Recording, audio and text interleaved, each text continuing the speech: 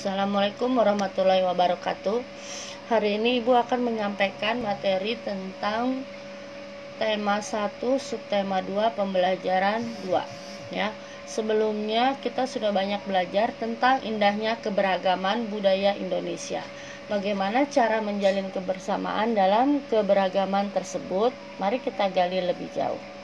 Di sini ada bacaan teks yang berjudul Tong Sampah Gotong Royong. Mari kita baca sama-sama ya.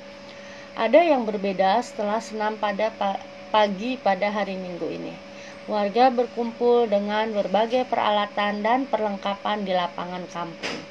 Beberapa drum kosong, bila-bila bambu, karung plastik bekas, dan ember bekas tersusun di pojok kiri lapangan. Di pojok lain terlihat tumpukan kaleng cat, kuas, wadah cat, dan beberapa peralatan lain.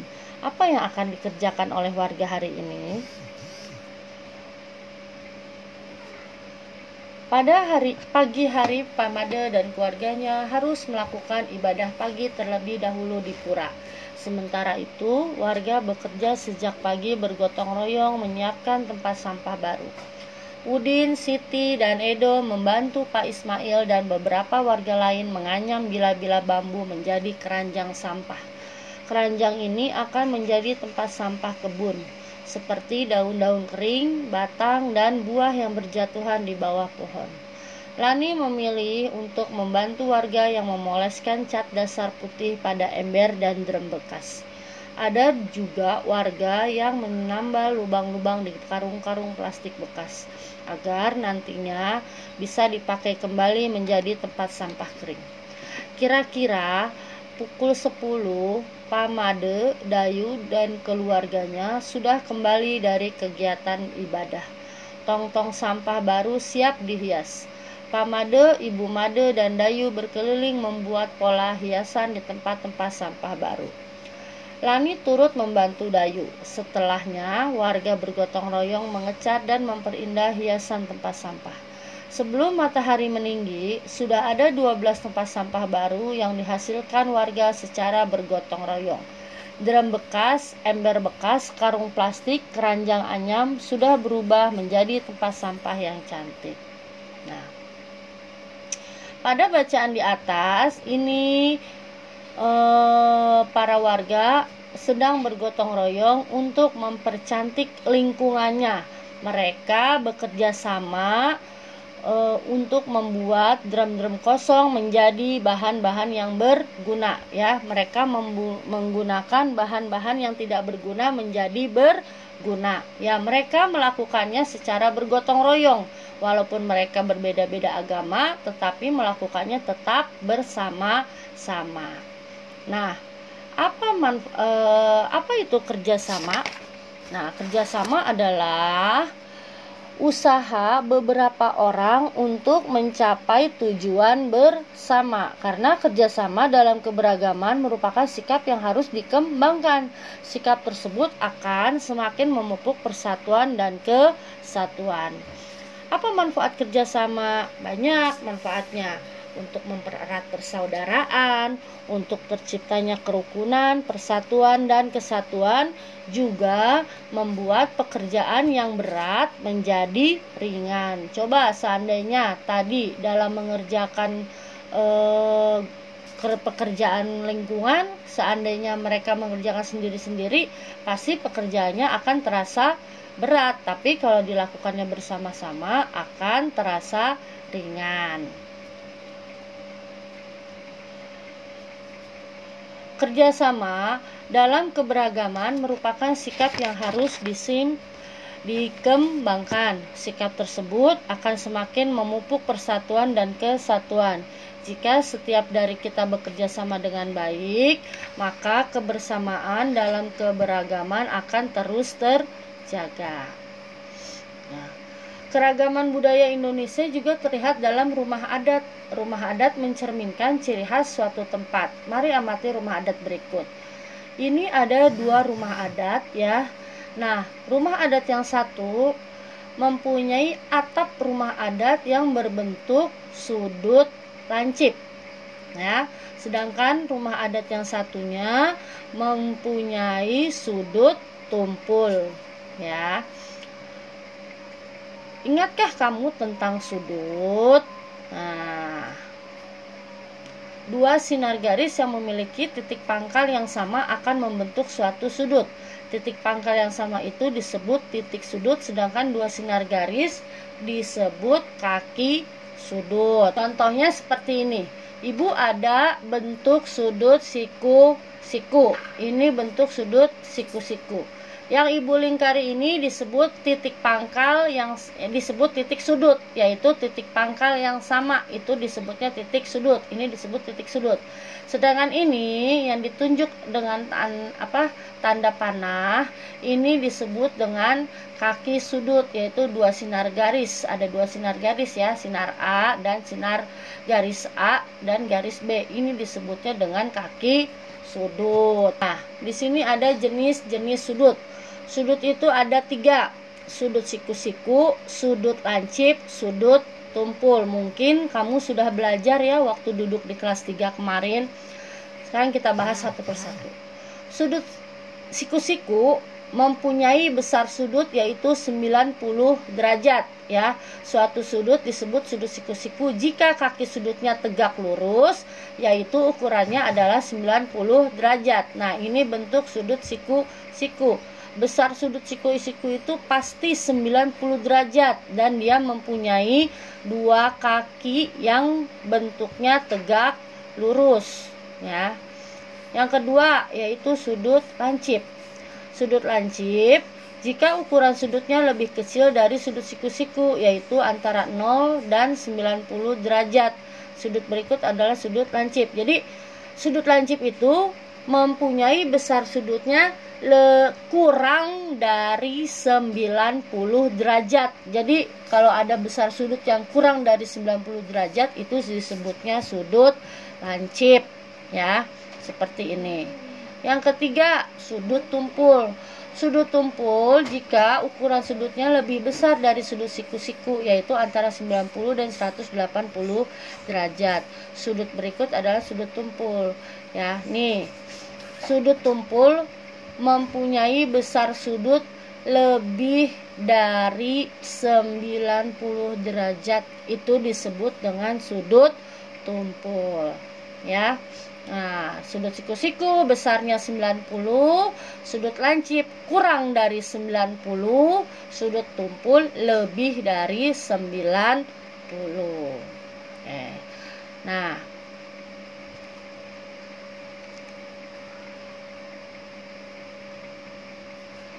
alat yang digunakan untuk mengukur sudut secara baku adalah disebut busur ya. Nih, disebut busur. Ya, ini digunakan untuk mengukur sudut. Sudut dilambangkan dengan tanda seperti ini. Satuan sudut adalah derajat ya. Nah, ini 93 ini dibacanya derajat. Jadi bacanya 93 derajat.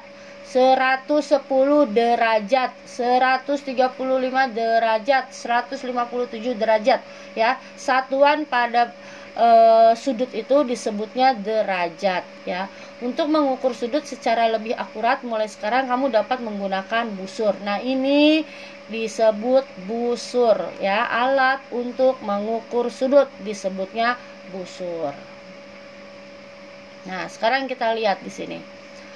Busur itu angkanya kita lihat yang lebih besar. Nih tengah-tengah ini ya, disebut ini titik sudut nih. Ini 90. Ini ada 0 sampai 80 ya. Ini 150 sampai ini 100 aduh nggak kelihatan ibu ya. 80 sampai 100 ini ya. 180 ini mundur 180 sampai 100. Nah, sekarang kita lihat ini. Kita mau mengukur sudut A O B. A O B.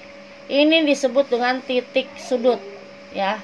Kalau kamu menggunakan sudutnya, mengukurnya dari arah sebelah sini, ya, dari arah sebelah kiri, berarti kamu melihatnya angka yang di bawah, ya. Kalau kamu mengukurnya dari sebelah kanan, kamu melihat angka nolnya yang di atas, menggunakan angka yang di atas, ya. Kenapa? Ini kamu lihat angka 0, menggunakan angka 0, angka nolnya, ya. Awal itu selalu dihitung dari 0. Nih, ini kan garis sudut nih. Ini garis sudut nih, ya. Nih, kamu lihat di sini, kamu dari arah sebelah kiri, ya. Kita mau mengukur A O B, ya. A O B. Nih, kita lihat nih. Ini 0, ya. Ini bentuk ini yang kita ukur, ya. Nih, bentuk yang merah ini yang kita ukur, ya. Kamu luruskan, ini garis merahnya kamu lurus, ya. Kamu lurusin, dan ini harus ada di pusat, tengah-tengahnya harus ada di pusat. Kalau harus ada di tengah-tengah nih 90-nya, ya, sampai lurus. Kalau sudah lurus baru kamu lihat di manakah letak garis merah ini. Nah, di mana letaknya? Kamu harus lihat dari 0. Nolnya yang mana nih? Nah, nolnya ada yang di bawah, berarti kamu lihatnya di bawah, ya. Kamu lihatnya di bawah nih, nolnya nih.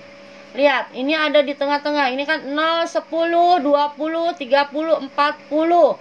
Dia di tengah-tengah 40, antara 40 dan 50. Nih, di tengah-tengah nih, ya kan? Nah, berarti 45 derajat. Jadi kan 0, 10, 15, 20, 25, 30, 35, 40, 45, 50. Nah, garis merah ini ada di angka 45 derajat. Ya. Nih Ibu perjelas ya gambarnya. Kalau nih kita akan mengukur garis merah ini. Bangun nih sudut yang merah ini, sudut AOB. Berapa ya besar sudut AOB? Nih, ya. Ini kamu harus lurus, 90-nya harus ada di tengah-tengah. Harus lurus, ada di tengah-tengah. Garis merahnya juga harus ada di tengah-tengah busur, ya. Nah, setelah itu, kalau kamu ngukur dari sebelah sini, kamu lihat nolnya yang mana? Nolnya ada yang di bawah. Kalau mengukur itu harus dari 0, ya. Hitungannya ini 0, 10, 15, 20, 25, 30, 35, 40, 45, 50, 55, 60, 65, 70, 75, 80, 85, 90. Nah, kamu lihat kaki sinar garisnya di mana jatuhnya ini. Nah, ternyata ada di tengah-tengah antara 40 dan 50. Berarti 45 derajat. Jadi sudut AOB itu 45 derajat. Oke. Sekarang kita sudut yang ini. BOC.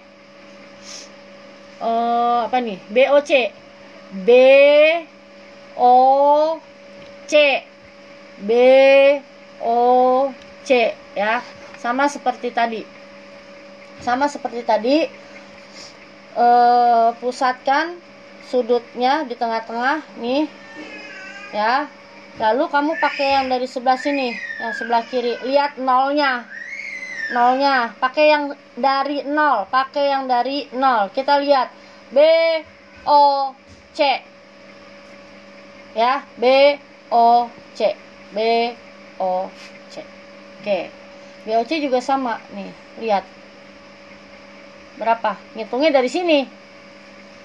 Nah, 45, 50, 55, 60, 65, 70, 75, 80, 8. Jangan 5, ini bukan 50 hitungannya, ini 10 nih. 10, 15, 20, 25, 30, 35, 40, 45. Nih, 45. Ya, BOC juga sama 45. Sekarang Ibu mau nyoba yang ini. DOE. Ya. sama, pusatkan, ini harus lurus di tengah-tengah. Nah, kamu lihat sini, nolnya di mana nih? Nolnya ada di atas, berarti kamu pakai angkanya yang di atas, ya, jangan yang di bawah, pakai angka yang di atas nih. Lihat garisnya mana? Kaki garisnya ada di mana? Sinar garisnya nih. Oh, di sini, Bu. Berarti kita lihat 0, 10, 15, 20, 25, 30, 35, 40, 45. Berarti DOE besar sudutnya 45. Paham ya? Paham ya? Oke, lanjut lagi. Selain rumah adat, kita dapat menemukan sudut di sekitar kita, bangunan di sekitar kita, termasuk tempat ibadah juga terdapat sudut. Sudut-sudut yang ada menjadikan ciri khas tersendiri, keberagamannya semakin menjadikan unik. Jadi sudut itu membuat keberagaman di sekitar kita menjadi unik, ya, mulai dari rumah adat, bangunan-bangunan, ya, pojok-pojok tempat ibadah, semuanya pasti ada bentuk sudut-sudut, entah itu bangku, entah itu meja, pintu, jendela, ya kan? Nah, pasti ada bentuk sudutnya. Nah, pada subtema 1 kemarin kita sudah belajar tentang tarian bungo jempol, ya, tentang teknik-teknik dasar tarian bungo jempol. Nah, sekarang kita belajar tentang formasi. Nah, apa itu formasi? Formasi tarian adalah tata letak penari pada suatu saat penari melakukan tarian, yaitu disebut dengan formasi. Nah, dengan formasi tarian itu menjadi lebih berkreasi lagi, lebih bervariasi lagi gerakannya. Kamu sudah melatih gerakan dasar tarian bungo jempol. Sekarang kamu akan berlatih menarikan dengan menggunakan formasi. Yaitu formasi tadi apa? Formasi adalah tata letak penari pada suatu si penari melakukan tarian. Manfaatnya untuk apa, Bu? Formasi itu untuk membuat tarian akan lebih bervariasi lagi dalam gerakannya. Nah, sekarang kita lihat di sini ada formasi gerakan A. Formasi gerakan A ini membentuk seperti garis mendatar, ya. Ini disebut dengan formasi horizontal, ya, karena seperti garis mendatar atau garis sejajar. Formasi B. Formasi B, ya, ini bentuknya seperti apa? Seperti huruf V, ya. Formasi ini disebut dengan formasi huruf V. Oke. Ini formasi gerakan C. Ini disebut dengan formasi huruf O, karena dia membentuk seperti huruf O.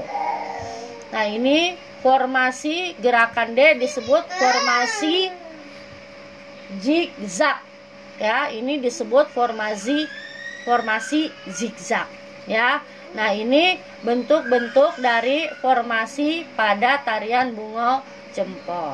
Nah, sekian dulu materi pembelajaran 2 dari Ibu. Kita lanjut dengan pembelajaran selanjutnya. Ya, wassalamualaikum warahmatullahi wabarakatuh.